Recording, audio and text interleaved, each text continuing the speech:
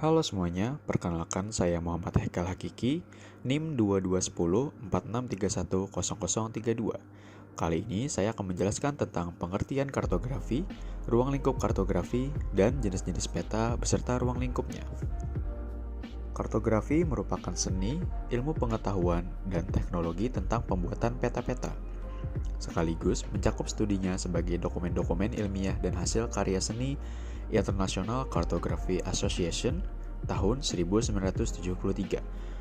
Oleh ICA, telah ditetapkan bahwa kartografi mempunyai lingkup operasional dimulai dari pengumpulan data, klasifikasi, analisa data, sampai kepada reproduksi peta, evaluasi, dan penafsiran daripada peta. Dikutip dari Sudiharjo tahun 1977, halaman 1. Dengan demikian, tujuan kartografi adalah membuat peta dengan mengumpulkan data, memproses data, dan kemudian menggambarkan data tersebut ke dalam bentuk peta. Peta merupakan gambaran dari permukaan bumi dengan ukuran yang lebih kecil, biasanya dengan skala tertentu, dan digambarkan di atas bidang datar dalam bentuk simbol-simbol yang sifatnya selektif, serta melalui suatu sistem proyeksi tertentu. Untuk menggambar peta, diperlukan data yang berkaitan dengan unsur-unsur di muka bumi, yang diperoleh dari survei langsung di lapangan maupun tidak langsung. Data tersebut dikumpulkan, dikelompokkan, diproses, dan ditampilkan dalam bentuk simbol-simbol, supaya peta informatif dan mudah dibaca oleh orang lain. Elemen-elemen yang membentuk peta harus disusun sedemikian rupa menurut aturan kartografi. Pada umumnya, peta mempunyai kriteria sebagai berikut. 1. Peta berisikan suatu informasi. 2. Informasi ditampilkan dalam bentuk gambar. 3. Tujuan umum dari semua peta adalah memberikan informasi yang ditampilkan dalam bentuk gambar kepada pengguna peta. Fungsi peta. 1. Menunjukkan posisi atau lokasi relatif. 2. Memperlihatkan ukuran. 3. Memperlihatkan bentuk sehingga dimensinya dapat terlihat dalam peta. 4. Mengumpulkan dan menyeleksi data dari suatu daerah maupun ruang dan menyajikannya di atas peta. Syarat peta. 1. Tidak boleh membingungkan. 2. Mudah dimengerti atau ditangkap maknanya oleh si pengguna peta. 3. Dapat memberikan gambaran yang sebenarnya. Ini berarti peta itu harus cukup teliti sesuai dengan tujuannya. 4. Sedap dipandang sehingga berarti peta itu harus rapi dan bersih. Kegunaan peta. Komunikasi informasi ke ruangan spasial, memberikan petunjuk letak tempat perhelatan. 2. Menyimpan informasi, peta bidang tanah, titik dasar teknis. 3. Membantu suatu pekerjaan. Pendaftaran tanah, perencanaan pembangunan wilayah. 4. Media pembelajaran dalam bidang pendidikan, dan lain-lain. Jenis peta. Peta berdasarkan jenisnya dibedakan atas A. Informasi geospasial dasar atau peta dasar yang meliputi 1. Jaring kontrol geodesi horizontal, yang merupakan jaring kontrol horizontal nasional yang digunakan sebagai kerangka acuan posisi horizontal untuk peta, yaitu berupa titik-titik kontrol geodetik yang 5 koordinatnya ditentukan dengan metode pengukuran geodetik tertentu serta dinyatakan dalam sistem referensi koordinat tertentu. 2. Jaring kontrol geodesi vertikal, yang merupakan jaring kontrol vertikal nasional yang digunakan sebagai kerangka acuan posisi vertikal untuk peta, yaitu berupa titik-titik kontrol geodetik yang koordinatnya ditentukan dengan metode pengukuran sifat datar tertentu atau yang setara serta dinyatakan dalam sistem datum tinggi tertentu. 3. Peta rupa bumi, yang merupakan peta garis yang menggambarkan kenampakan muka bumi, terdiri dari garis pantai, garis kontur, perairan, nama rupa bumi, batas administrasi, perhubungan, bangunan dan fasilitas umum, dan penutup lahan. B.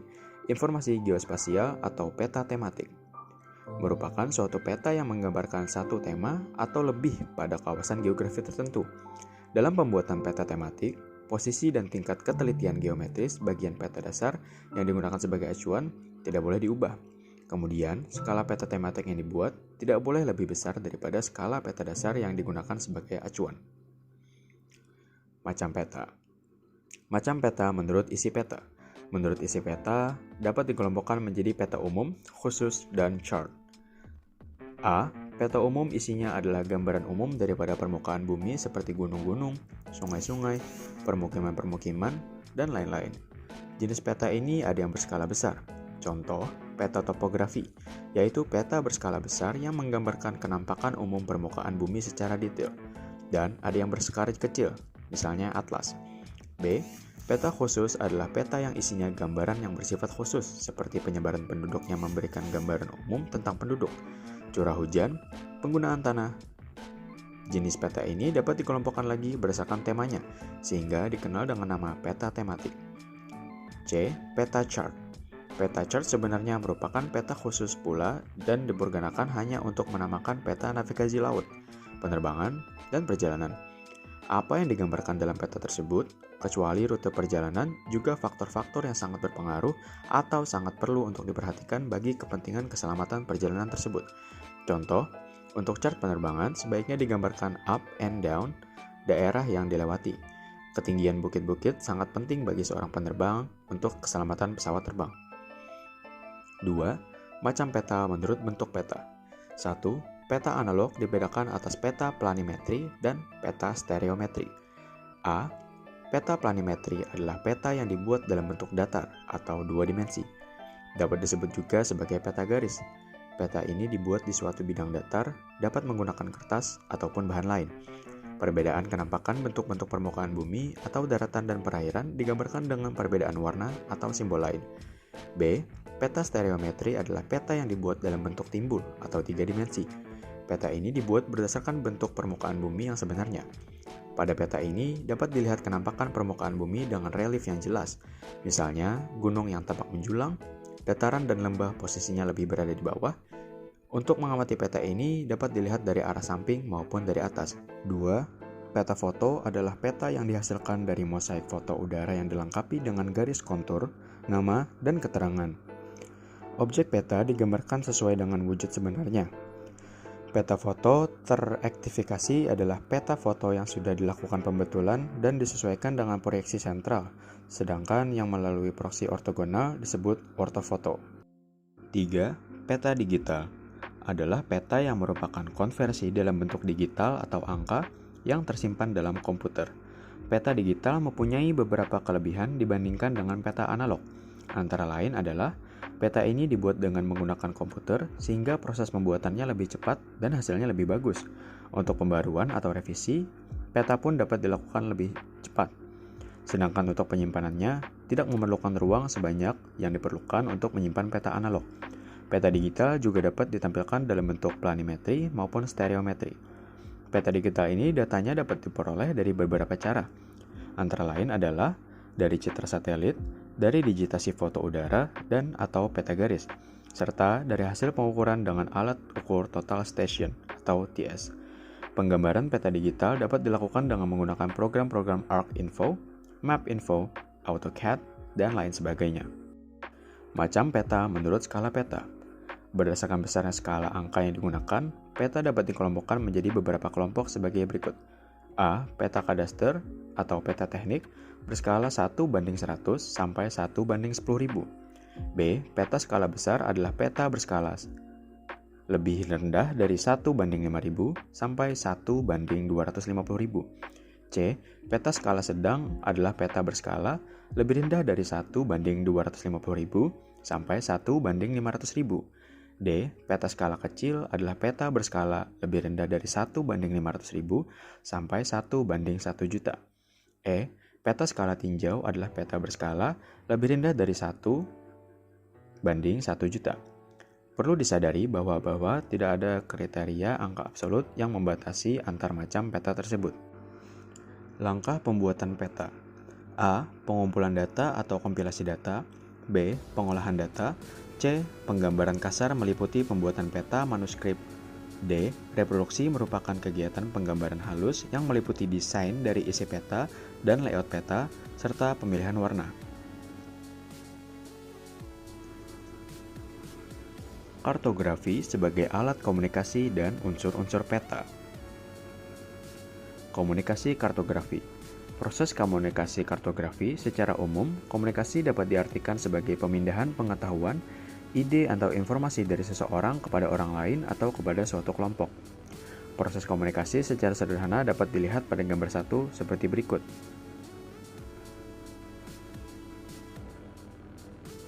Bentuk komunikasi pada umumnya lewat suatu bahasa perantara, yaitu dapat melalui percakapan maupun melalui tulisan. Ada perantara lain yang dapat dipakai untuk komunikasi seperti asap, bendera, sinar lampu, dan lain sebagainya. Dari semua bentuk proses komunikasi seperti yang terlihat pada gambar 11.1, harus ada 1. Pengirim atau sender, 2. Sinyal atau isyarat, dapat berupa gambar, peta surat kabar, buku, foto, suara, ucapan atau musik, sinar, cahaya atau lampu, lainnya asap, bendera, senyum, anggukan. 3. Penerima atau receiver. Di bidang kartografi, komunikasi dapat juga diterapkan, yaitu kartografi sebagai pengirim, peta sebagai sinyal atau tanda isyarat, dan memakai peta sebagai penerima. Diagramnya seperti terlihat pada gambar 11.2 berikut ini.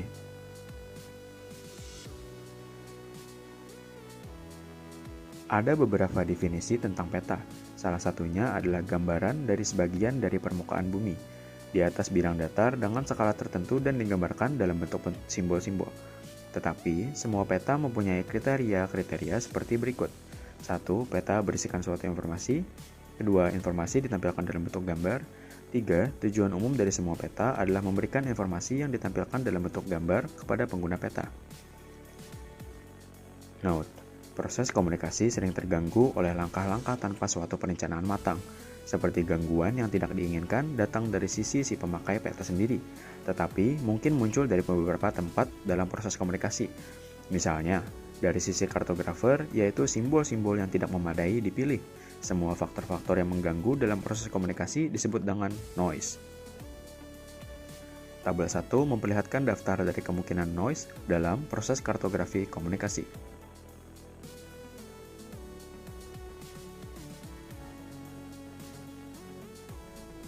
Komponen peta dan lettering.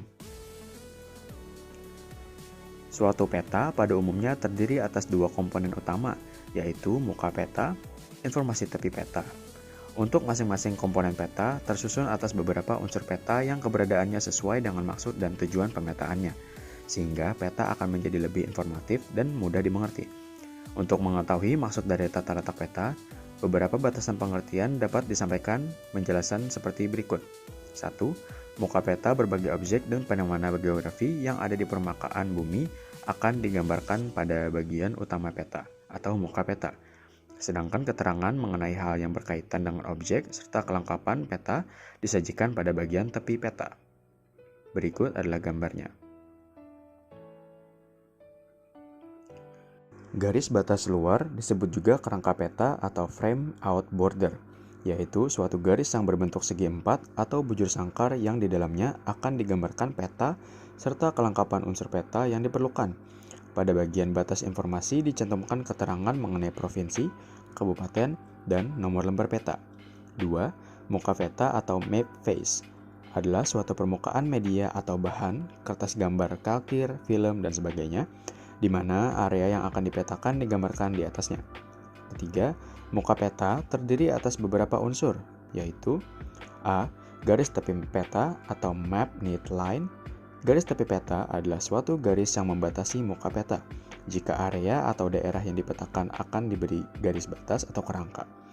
Kerangka tersebut dapat berbentuk bujur sangkar, persegi panjang, ataupun bentuk yang tidak beraturan, mengikuti batas terluar dari area yang dipetakan. B. Grid atau rangka jala dan gratical grid adalah garis vertikal dan garis horizontal yang mempunyai jarak yang sama yang saling berpotongan tegak lurus sehingga membentuk jaringan kotak-kotak atau kisi yang membagi lembar peta menjadi bagian-bagian yang sama luasnya. Lettering. Lettering adalah huruf-huruf yang digunakan untuk menerangkan informasi yang terdapat pada peta.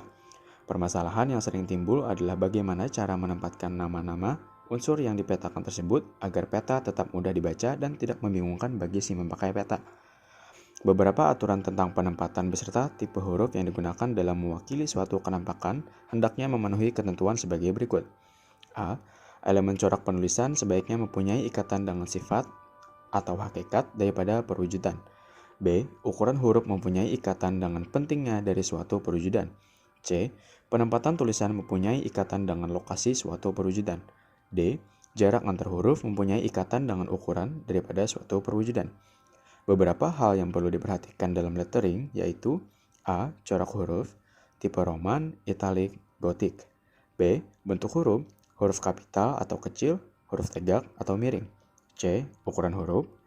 D. Metode lettering, manual dengan tangan, dengan rugos, dengan davidograph, dan sablon dengan komputer. E. Penempatan huruf atau teks atau nama. Nama sebaiknya diatur sejajar garis lintang atau bujur. Sebaiknya suatu nama jangan sampai terputus oleh nama objek. Kota di pantai hendaknya namanya ditulis di bagian laut. Kota di tepi sungai namanya ditulis sesuai dengan letak kota terhadap sungai. Kota yang terbelah sungai atau jalan namanya ditulis seberang menyeberang sungai atau jalan. Nama jangan memotong atau melewati batas administrasi. Perbandingan antara jarak dengan tinggi, huruf J lebih rendah daripada T. Nama sungai harus menghadap sungai dan tidak boleh memotong sungai.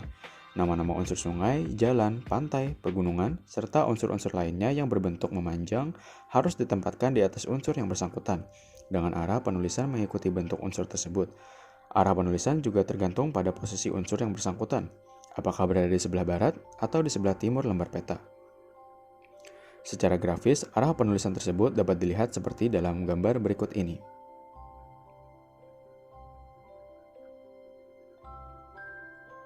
Prinsip penulisan huruf untuk nama-nama unsur geografi adalah A. Wilayah administrasi dan nama tempat biasanya berwarna hitam, tetapi dapat pula berwarna lain, misalnya kelabu. Apabila teks merupakan bagian dari peta dasar di mana informasi tematik dicetak di atasnya. B. Nama bentuk relief seperti pegunungan, bukit dengan tipe italik hitam. Nama perairan atau perwujudan air dengan tipe italik warna biru. Simbolisasi dan generalisasi. Simbolisasi. Untuk menyatakan suatu hal ke dalam peta, kita tidak menyatakannya atau menggambarkannya sebagai bentuk benda itu sebenarnya, melainkan dipergunakan sebuah gambar pengganti atau simbol atau substitute. Dengan demikian, dikenal ada simbol untuk jalan, simbol untuk kampung, simbol untuk persawahan, simbol untuk pagar, dan lain sebagainya. Dengan mengetahui arti dan bentuk-bentuk simbol tersebut, maka pemilihan pemakaian simbol harus disesuaikan dengan maksud dan tujuan dari pembuatan peta. Simbol yang baik adalah simbol yang mudah dikenal, mudah dimengerti maknanya. Simbol juga harus menarik baik wujud maupun warnanya dan mudah digambar. Klasifikasi simbol peta. A. Bentuk simbol. Berdasarkan bentuk simbol atau wujud simbol, simbol kartografi dapat dikelompokkan dalam 3 kategori, yaitu simbol titik, garis, dan area. 1. Simbol titik. Simbol titik ini digunakan untuk menunjukkan posisi atau lokasi dan identitas dari unsur yang diwakilinya. Skala peta sangat menentukan bentuk simbol titik ini. Misalnya, pada skala 1:100.000, suatu kota mungkin dapat berbentuk titik. Tetapi pada skala 1:1000, kota tidak dapat digambarkan dalam bentuk simbol titik. Contoh lain dari simbol titik ini untuk menampilkan box telepon, titik dasar teknik, gereja, masjid, kantor pemerintah, hotel, dan lain sebagainya. B. Simbol garis. Simbol garis digunakan jika unsur yang diwakilinya berbentuk garis. Sebagai contoh dapat disajikan di sini antara lain yaitu jalan, sungai, rel kereta api, batas administrasi, dan lain sebagainya. Simbol garis juga bisa ditampilkan dengan menggunakan simbol vektorial, geometrik, maupun simbol huruf. C. Simbol area atau luasan. Simbol area digunakan untuk menampilkan unsur-unsur yang berhubungan dengan suatu luasan. Seperti pada simbol titik, simbol area tergantung pada skala petanya. Simbol area ini dibuat harus memperhatikan bentuk dan isi area, sehingga simbol area tersebut dapat mewakili unsur-unsur di permukaan bumi yang akan digambarkan pada peta. Misalnya, simbol yang mewakili bidang tanah, penggunaan tanah, kemiringan tanah, dan lain sebagainya. Generalisasi. Generalisasi secara umum bisa disebut penyederhanaan. Dalam kaitannya dengan data spasial, generalisasi bisa diartikan sebagai penghapusan kedetailan data dengan tujuan agar processing data dan penampilan data lebih cepat daripada skala yang lebih kecil. Macam-macam generalisasi. Ada 2 tipe generalisasi, yaitu generalisasi grafis atau geometris dan generalisasi konseptual. Perbedaan di antara keduanya terkait pada metode yang terlibat dalam proses generalisasi. Generalisasi geometris dicirikan oleh penyederhanaan, pembesaran, pemindahan, penggabungan, dan pemilihan. Tidak ada dari keseluruhan proses-proses ini yang mempengaruhi penataan simbol. Simbol titik tetap titik, garis putus tetap garis putus, simbol areal tetap simbol areal. Generalisasi geometris dapat dibedakan menjadi dua, yaitu A. Generalisasi geometris murni, di sini hanya bentuk geometris dari unsur-unsur yang berubah. B. Generalisasi geometris konsep. Pada proses generalisasi ini, generalisasi geometris dilakukan bersamaan dengan generalisasi konsep. Misalnya, klasifikasi jalan, klasifikasi hutan, dan sebagainya. Gambarnya bisa dicek di bawah.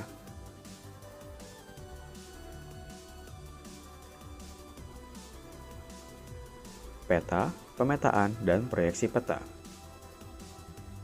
Pemetaan merupakan suatu rangkaian kegiatan yang melibatkan berbagai disiplin ilmu seperti geodesi, pemotretan udara, fotogrametri, kartografi, geografi, serta teknik pencetakan peta. Ilmu geodesi lebih banyak berperan dalam pembuatan kerangka dasar pemetaan, pengambilan data, atau detail topografi, perhitungan proyeksi peta, serta penyusunan manuskrip. Pemotretan udara berperan dalam menyiapkan data atau detail topografi dalam bentuk cetakan foto udara. Fotogrametri peranannya dalam mengubah foto udara menjadi manuskrip atau calon peta atau peta kasar, sedangkan kartografi mempunyai peran dalam mengolah manuskrip menjadi suatu peta yang siap untuk digunakan atau digandakan atau dicetak. Selanjutnya, geografi berperanan dalam tema peta. Pemetaan kualitatif adalah suatu penyajian gambar dari data kualitatif ke atas peta, berupa bentuk dari simbol yang menyatakan identitas serta melukiskan keadaan dari unsur-unsur yang ada tersebut. Jadi, bentuk simbol selalu dihubungkan dengan kualitas unsur yang diwakilinya. Misalnya, akan memetakan suatu daerah secara tematis tentang sebaran titik dasar teknik yang ada di daerah tersebut. Untuk masing-masing jenis TDT dipilih sebuah simbol yang berbentuk titik dan kemudian simbol tersebut diletakkan pada kedudukannya di atas peta. Pada gambar berikut ini diperlihatkan unsur-unsur yang berupa simbol yang digambarkan secara kualitatif. Berikut gambarnya.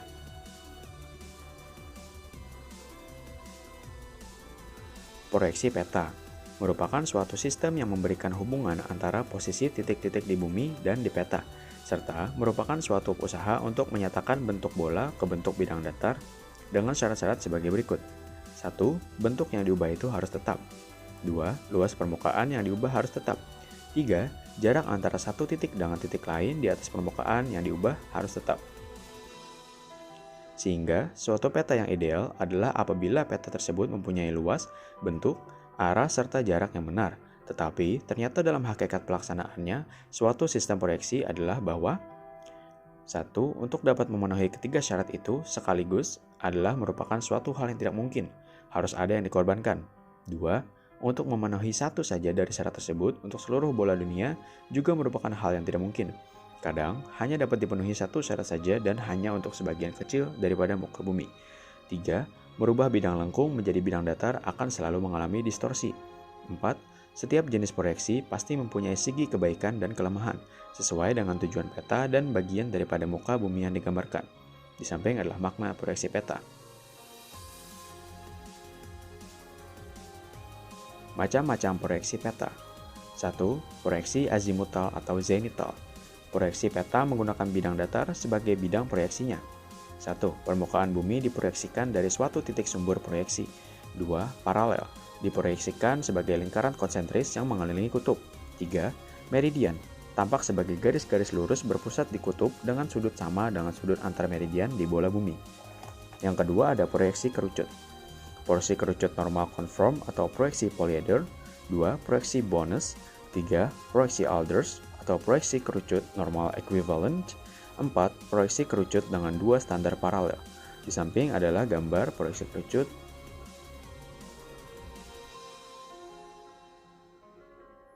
3. Proyeksi silinder. Bidang proyeksinya adalah bidang silinder. Biasanya kedudukan sumbu simetrinya normal atau transversal.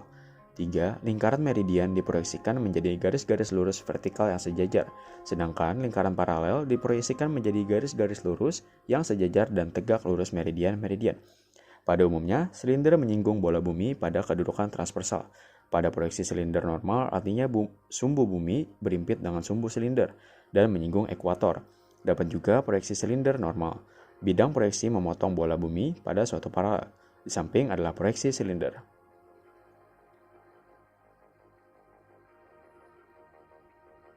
Terima kasih sudah menonton video saya. Mohon maaf kalau ada kesalahan kata yang saya ucapkan. Sampai jumpa di video selanjutnya. Terima kasih.